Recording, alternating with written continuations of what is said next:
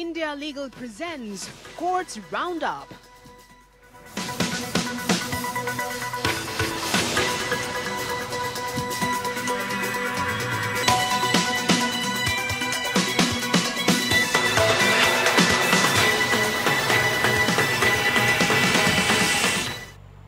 नमस्कार, आप देख रहे हैं हमारी खास पेशकश कोर्ट्स राउंडअप। मैं हूं आपके साथ ऋषु त्यागी। इस बुलेटिन में अगले आधे घंटे हम आपको कोर्ट से जुड़ी तमाम छोटी बड़ी खबरों से रूबरू कराएंगे। कोर्ट की कार्यवाही और सुप्रीम कोर्ट से लेकर हाई कोर्ट और लोअर कोर्ट्स तक के फैसलों को आपके सामने रखेंगे। तो शुरू करते हैं कोर्ट से जुड़ी हुई तमाम खबरें।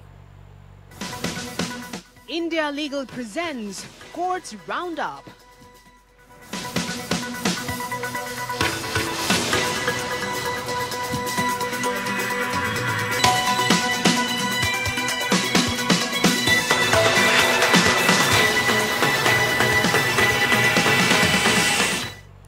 नीट पेपर लीक मामले में 38 याचिकाएं सुप्रीम कोर्ट पहुंच चुकी हैं।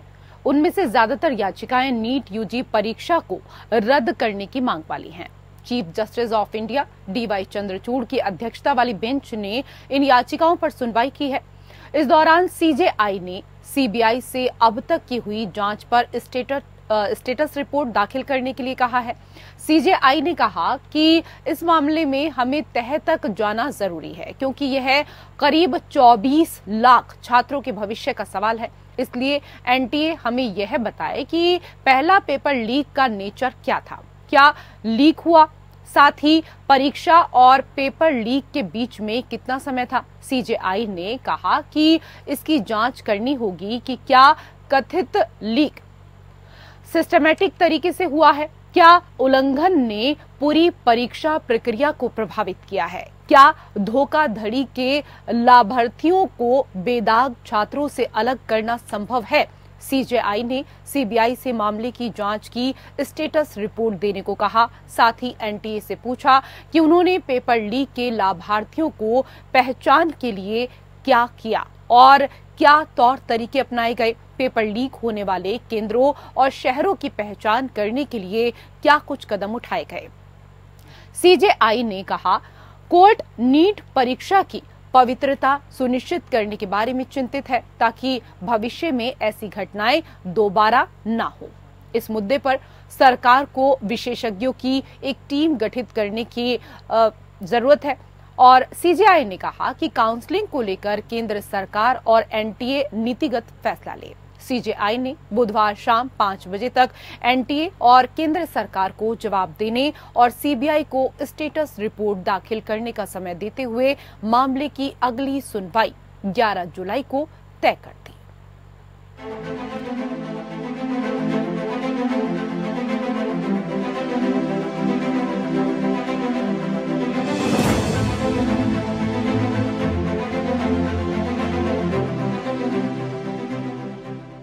नीट यूजी परीक्षा में हुई विसंगतियों को लेकर दाखिल की गई याचिका पर सुप्रीम कोर्ट में सुनवाई हुई। सभी दलीलों को सुनने के बाद CJI ने CBI से अब तक हुई जांच पर स्टेटस रिपोर्ट दाखिल करने के लिए कहा। CJI ने सॉलिसिटर जनरल से कहा कि आप सरकार से पूछकर बताएं, क्या हम साइबर फोरेंसिक विभाग में डेटा एनालिटिक्स प्रोग्राम के माध्यम से यह पता नहीं लगा सकते, क्योंकि हमें ये पहचानना है कि क्या पूरी परीक्षा प्रभावित हुई है, क्या गलत करने वालों की पहचान करना संभव है। उस स्थिति में केवल उन छात्रों के लिए दोबारा परीक्षा का आदेश दिया जा सकता है। नहीं, कोर्ट ने हियरिंग के दौरान इस चीज को माना कि इसमें तो कहीं कोई डाउट नहीं है कि पेपर लीक नहीं हुआ है। इस पर यूनियन ऑफ इंडिया की तरफ से थोड़ा इतराज था, पर कोर्ट ने कहा कि ये तो वेल नोन फैक्ट है कि जो पेपर लीक हुआ है, और अगर पेपर लीक हुआ है तो सिर्फ ये देखना है कि उसका इफेक्ट कहाँ तक पहुंचा गया है, क्या दोबारा रीटेस्ट की जरूरत है, या कुछ बच्चों का अगर आइडेंटिफाई कर पाए तो कुछ लोगों का एक लिमिटेड लेवल पे टेस्ट कराया जा सके। जैसे कि सुप्रीम कोर्ट ने आज हियरिंग के दौरान बहुत सारे सवाल उठाए, उस सवालों को मद्देनजर रख के आपका क्या उम्मीद है, आप सुप्रीम कोर्ट से क्या हो सकता है चाहते हो, क्या कुछ उम्मीद है? नहीं, अभी तो जब तक ये सारा डाटा ना आ जाए, क्योंकि कोर्ट अभी ये सारी चीजें जानना चाह रहा है कि क्या क्या इश्यूज हैं, क्या इन्वेस्टिगेशन हुई है, कब पेपर लीक हुआ है, उस पेपर लीक में वो पेपर लीक कितने बड़े पैमाने पर फैला है, तो इन सब चीजों को देखने के बाद ही कोर्ट फर्दर अपना कोई सुनवाई के दौरान याचिकाकर्ताओं की तरफ से कहा गया कि 5 मई को हुई परीक्षा को रद्द किया जाए। नीट 2024 पेपर लीक होने के कई मामले सामने आए हैं। पटना पुलिस ने एफआईआर दर्ज की। मामले की जांच सीबीआई कर रही है। एनटीए की तरफ से तुषार मेहता ने कहा कि सवाई माधोपुर में छात्रों को परीक्षा देने के लिए पूरा समय दिया गया। हाँ, शुरुआत में गलत पेपर सेट दिए गए थे, लेकिन बाद में गलती सुधार ली गई थी। सीजेआई ने याचिकाकर्ता से पूछा, आप कह रहे हैं कि इस परीक्षा को दोबारा कराया जाए, ऐसे में आप बताएं कि आपके पास क्या सबूत हैं, जिसके आधार पर आप दोबारा परीक्षा की मांग कर रहे हैं। याचिकाकर्ता ने कहा कि परीक्षा की पवित्रता से समझौता किया गया है और इस पर सुप्रीम कोर्ट के द्वारा दिए गए कई फैसले हैं। याचिकाकर्ता के वकील ने कहा, इसी अदालत ने कहा है कि हम एक भी ऐसे उम्मीदवार को प्रवेश नहीं देने देंगे जो अनुचित है। सीजेआई ने कहा, क्या इस बात को माना जाए कि पेपर लीक हुआ है? एनटीए ने कहा कि पटना में कथित पेपर लीक का मामला आया, जहां लाभार्थियों को गिरफ्तार किया गया और उनके परिणामों को रोक दिया गया। याचिकाकर्ता के वकील ने कहा, बिहार पुलिस का कहना है कि एनटीए ने मानक एसओपी का पालन नहीं किया। परीक्षा में गलती सिस्टम स्तर पर और बड़े पैमाने पर है, जबकि एनटीए का कहना है कि अभी हम यह नहीं कह सकते कि गलती सिस्टम स्तर पर है या नहीं और पूरे घोटाले का दायरा क्या है। दूसरी तरफ एनटीए कहता है कि ऐसा लगता है कि यह बहुत छोटे स्तर पर हुआ है। एनटीए दोनों बातें कह रहा है। एनटीए कह रहा है कि सीबीआई जांच कर रही है। पटना, दिल्ली, राजस्थान, गुजरात, महाराष्ट्र और झारखंड में इसको लेकर 6 एफआईआर दर्ज की गई हैं। याचिकाकर्ता के वकील ने कहा, प्रश्न पत्र मोबाइल फोन पर सर्कुलेट किया गया। टेलीग्राम ऐप पर यह सर्कुलेट हुआ, जिसका हमारे पास वीडियो है। इसके अलावा 5 मई को एक स्कूल में रखे प्रिंटर से प्रिंट आउट निकाले गए। सीजेआई ने याचिकाकर्ता के वकील से कहा कि आपके मुताबिक परीक्षा की पूरी विश्वसनीयता खत्म हो गई है और दागी और साफ सुथरे छात्रों में अंतर करना संभव नहीं है। इसका तथ्यात्मक आधार क्या है? याचिकाकर्ता के वकील ने कहा कि मामले में पहली एफआईआर करने वाली बिहार पुलिस ने पाया कि पेपर लीक हुआ। जांच में उन्होंने पाया कि प्रश्न पत्र को केंद्रों तक पहुंचाने के लिए निर्धारित मानक का पूरी तरह से पालन नहीं किया गया था। बिहार पुलिस ने अपनी जांच में ये भी पाया कि प्रश्न पत्र लीक करने वाले गिरोह द्वारा मोबाइल फोन पर इसे रिसीव किया गया था। सीजेआई ने टिप्पणी करते हुए कहा कि अगर परीक्षा की पवित्रता प्रभावित हुई है तो दोबारा परीक्षा के आदेश दे सकते हैं। हमें इस बात का भी ध्यान रखना होगा कि 23 लाख छात्र हैं। हमें ये भी देखना होगा कि पेपर लीक किस तरह से हुआ है। इसके साथ ही सुप्रीम कोर्ट में सोमवार की सुनवाई खत्म हुई। Bureau report. और उधर दिव्यांग व्यक्तियों की प्रस्तुति को लेकर सुप्रीम कोर्ट ने ऐतिहासिक फैसला सुनाया है। सुप्रीम कोर्ट ने दिव्यांग व्यक्तियों पर व्यंग या अपमानजनक टिप्पणी से बचने की इस दौरान हिदायत दी है। इसको लेकर सुप्रीम कोर्ट ने फिल्म, डॉक्यूमेंट्री और विजुअल मीडिया निर्माताओं के लिए विस्तृत दिशा निर्देश भी दिए हैं। सीजेआई ने आगे कहा कि हम विजुअल मीडिया पर दिव्यांगों को चित्रित करने के लिए एक रूपरेखा तैयार कर रहे हैं। साथ ही कोर्ट ने कहा कि सभी को विकलांगता पर अपमानजनक टिप्पणी करने से बचना चाहिए। कोर्ट ने अपने फैसले में कहा कि फिल्मों और वित्त चित्रों के जरिए दिव्यांगों का तिरस्कार नहीं किया जाना चाहिए, बल्कि उनकी उपलब्धियों का प्रदर्शन किया जाना चाहिए। साथ ही सुप्रीम कोर्ट ने ये भी कहा कि दिशा निर्देश में ऐसे व्यक्तियों की सामाजिक अवमानना का मुकाबला करने के लिए विकलांगता का चित्रण करने पर रोक नहीं लगाई जाएगी। सुप्रीम कोर्ट ने ये फैसला दिव्यांग अधिकार कार्यकर्ता निपुण मल्होत्रा की फिल्म आंख मिचौली के खिलाफ दायर याचिका पर आया है। इस याचिका पर सुनवाई करते हुए प्रधान न्यायाधीश डीवाई चंद्रचूड़ और न्यायमूर्ति जेबी पारदीवाला की पीठ ने कहा, निर्माता भेदभावपूर्ण भाषा से बचे, सामाजिक बाधाओं को पहचाने, चिकित्सीय जानकारी सत्यापित करें, रूढ़ियों से बचें, समावेशी निर्णय निर्माण करें। उन्होंने याचिका में फिल्म का उदाहरण देते हुए कोर्ट को बताया था कि 2023 में रिलीज हुई इस फिल्म में अल्जाइमर से पीड़ित एक पिता के लिए भुलक्कड़ बाप मूक बधिर के लिए साउंड प्रूफ सिस्टम, हकलाने वाले शख्स के लिए अटकी हुई कैसेट जैसे अपमानजनक शब्दों का इस्तेमाल किया गया।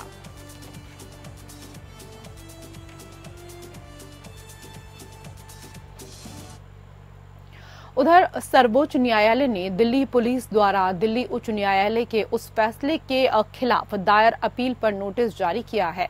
मामले में जिसमें 2008 में पत्रकार सौम्या विश्वनाथन की हत्या के लिए दोषी ठहराए गए 4 लोगों की आजीवन कारावास की सजा को निलंबित करने और अंतरिम जमानत देने का निर्णय लिया गया था।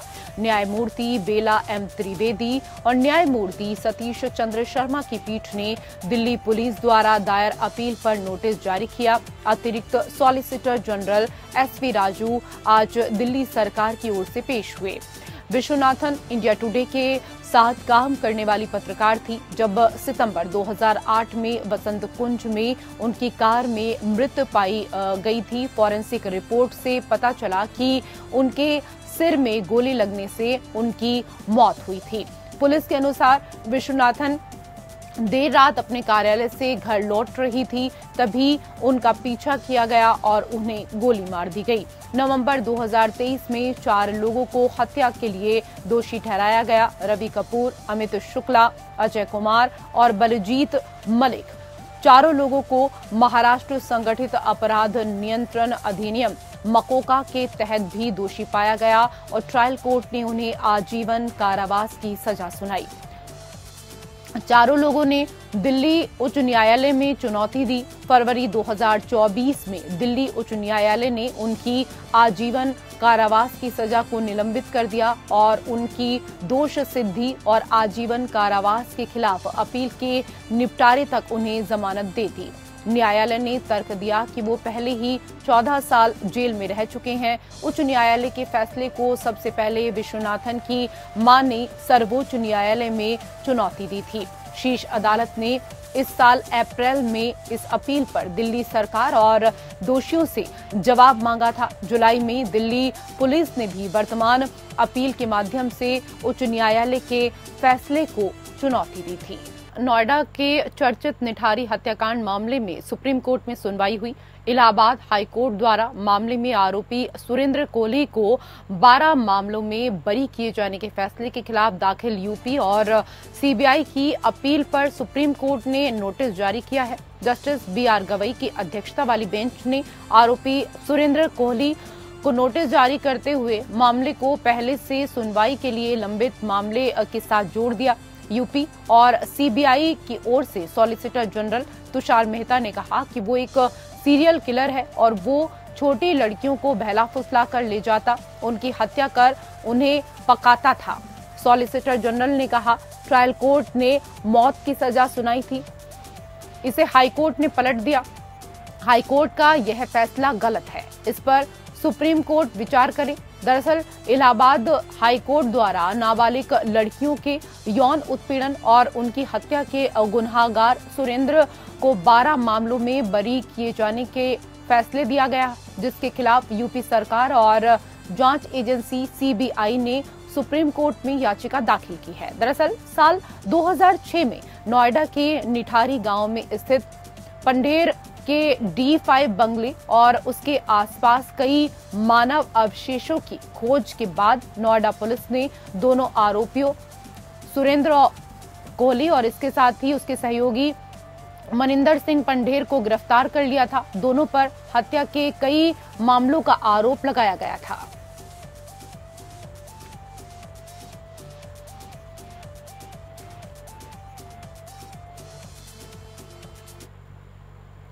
उधर संदेशखाली मामले पर ममता सरकार को सुप्रीम कोर्ट से झटका लगा है। इस मामले में कलकत्ता हाई कोर्ट द्वारा सीबीआई जांच कराए जाने के फैसले के खिलाफ सुप्रीम कोर्ट पहुंची राज्य सरकार की याचिका को सुप्रीम कोर्ट ने खारिज कर दिया।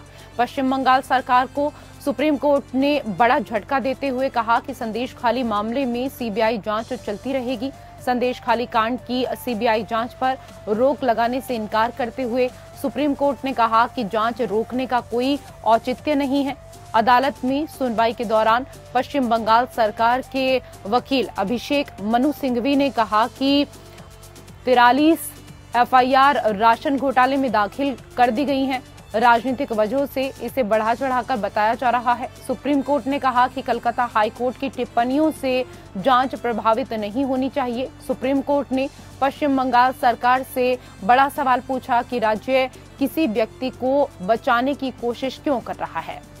दरअसल पश्चिम बंगाल सरकार कलकत्ता हाई कोर्ट के उस फैसले को चुनौती देने के लिए सुप्रीम कोर्ट पहुंची, जिसमें कलकत्ता उच्च न्यायालय ने संदेशखाली मामले की जांच सीबीआई से कराने का निर्देश दिया था। सुप्रीम कोर्ट में इस मामले की सुनवाई जस्टिस वीआर गवई और इसके साथ ही जस्टिस केवी विश्वनाथन की बेंच कर रही थी। 5 जनवरी 2024 को ये मामला तब सामने आया था जब ईडी की टीम राशन घोटाले मामले में टीएमसी नेता शाहजहां के ठिकाने पर छापेमारी करने संदेशखाली पहुंची थी, जिस पर शाहजहां के समर्थकों ने हमला कर दिया था।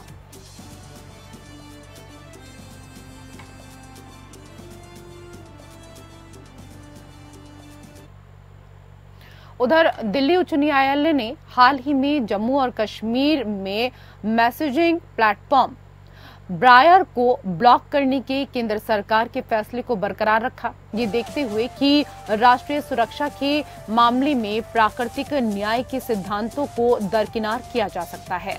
न्यायमूर्ति सुब्रमण्यम प्रसाद ने कहा कि देश की सुरक्षा और संप्रभुता के हित में सरकार के उच्चतम स्तर पर लिए गए निर्णय को गोपनीय रखा जा सकता है।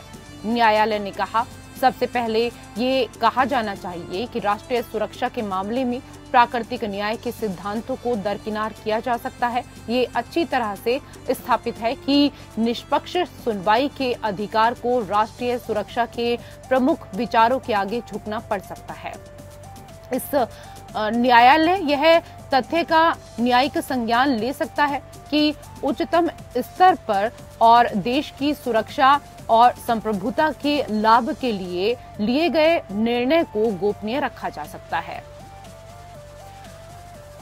ब्रियार ने उच्च न्यायालय से केंद्र सरकार को सूचना प्रौद्योगिकी अधिनियम 2000 की धारा 69A के तहत पारित एप्लीकेशन को ब्लॉक करने के आदेश को प्रस्तुत करने और प्रकाशित करने का निर्देश देने की मांग की थी।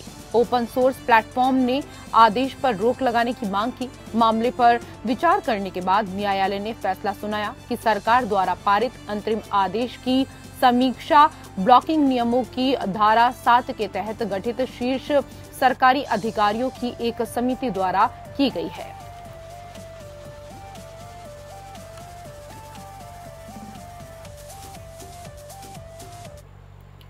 उधर दिल्ली हाईकोर्ट ने मुख्यमंत्री अरविंद केजरीवाल की याचिका पर नोटिस जारी किया, जो कथित शराब नीति घोटाले में न्यायिक हिरासत में है। याचिका में वर्चुअल कॉन्फ्रेंसिंग के माध्यम से अपने वकीलों के साथ 2 अतिरिक्त मीटिंग की अनुमति मांगी गई।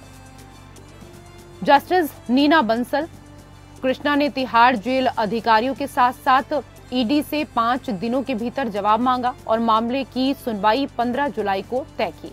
सीनियर एडवोकेट रमेश गुप्ता केजरीवाल की ओर से पेश हुए और उन्होंने कहा कि वकीलों के साथ अतिरिक्त मीटिंग का अनुरोध किसी भी तरह से पक्षपातपूर्ण नहीं हो सकता। ईडी के विशेष वकील जोहेब हुसैन के हस्तक्षेप के बाद गुप्ता ने कहा कि यह मामला केजरीवाल और जेल के बीच का है और केंद्रीय जांच एजेंसी कुछ नहीं कर सकती। उन्होंने कहा कि केजरीवाल पर वर्तमान में 35 मामले लंबित हैं, इसलिए वो वीडियो कॉन्फ्रेंसिंग के माध्यम से अपने वकीलों के साथ 2 और अतिरिक्त मीटिंग चाहते हैं। केजरीवाल ने मनी लॉन्ड्रिंग मामले में अपने वकीलों से 2 अतिरिक्त मुलाकातों के लिए उनका आवेदन खारिज करने वाले ट्रायल कोर्ट के 1 जुलाई के आदेश को चुनौती दी। केजरीवाल कथित घोटाले से संबंधित भ्रष्टाचार और मनी लॉन्ड्रिंग मामले में न्यायिक हिरासत में हैं। मुख्यमंत्री को 26 जून को 3 दिनों के लिए सीबीआई हिरासत में भेज दिया गया था, जिसमें कहा गया था कि गिरफ्तारी को अवैध नहीं कहा जा सकता। बाद में 29 जून को केजरीवाल को न्यायिक हिरासत में भेज दिया गया। जस्टिस कृष्णा ने हाल ही में सीबीआई की गिरफ्तारी और 3 दिनों की पुलिस रिमांड को चुनौती देने वाली केजरीवाल की याचिका पर नोटिस जारी किया। सीबीआई मामले में जमानत मांगने वाली केजरीवाल की याचिका पर भी नोटिस जारी किया गया। दोनों मामलों की सुनवाई 17 जुलाई को तय की गई है।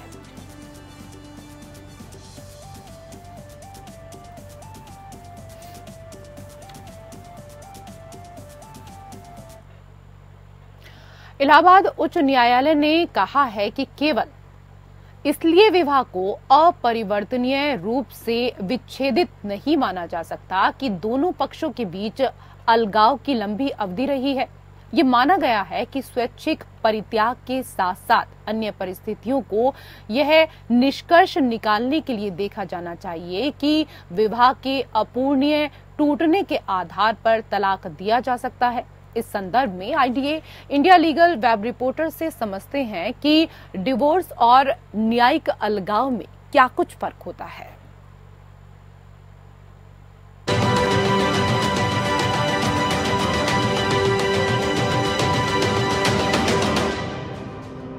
जुडिशियल सेपरेशन और divorce, what should you go for? पहले इन दोनों के बीच का फर्क समझ लीजिए। जुडिशियल सेपरेशन बेसिकली कपल्स को थोड़ा वक्त दे देता है इंट्रोस्पेक्ट करने के लिए। मैरिज में नॉर्मल स्ट्रेन, स्ट्रेस होता है, जिसकी वजह से लगता है कि आप अपने स्पाउस के साथ रह ही नहीं सकते। तो डिवोर्स, जो कि एक परमानेंट स्टेप है, उससे पहले जुडिशियल सेपरेशन के लिए अप्लाई किया जा सकता है। अगर जुडिशियल सेपरेशन की डिग्री पास हुई है तो कोई ऑब्लिगेशन नहीं होगी कि आपको एक साथ रहना है। जुडिशियल सेपरेशन डिवोर्स का ग्राउंड भी है। तो जुडिशियल सेपरेशन मैरिज को सिर्फ सस्पेंड करता है, पर डिवोर्स मैरिज को खत्म कर देता है। जुडिशियल सेपरेशन की पिटीशन शादी के कितने भी दिन बाद फाइल की जा सकती है, वहीं डिवोर्स फाइल करने के लिए मैरिज को 1 साल पूरा होना जरूरी है। जुडिशियल सेपरेशन और डिवोर्स के ग्राउंड भी सेम ही है, जो कि सबसेक्शन 1 सेक्शन 13 में मेंशन है। लेकिन सेक्शन 13A के अकॉर्डिंग कन्वर्जन, रिनाउंसिएशन और प्रिज्यूम डेथ के केसेस में सिर्फ और सिर्फ डिवोर्स ही दिया जा सकता है, जुडिशियल सेपरेशन नहीं।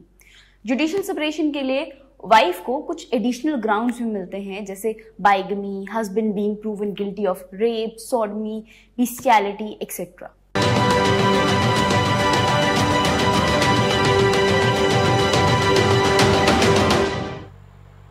और फिलहाल कोर्ट से जुड़ी हुई खबरों में मेरे साथ इतना ही। नमस्कार। India Legal presents Courts Roundup.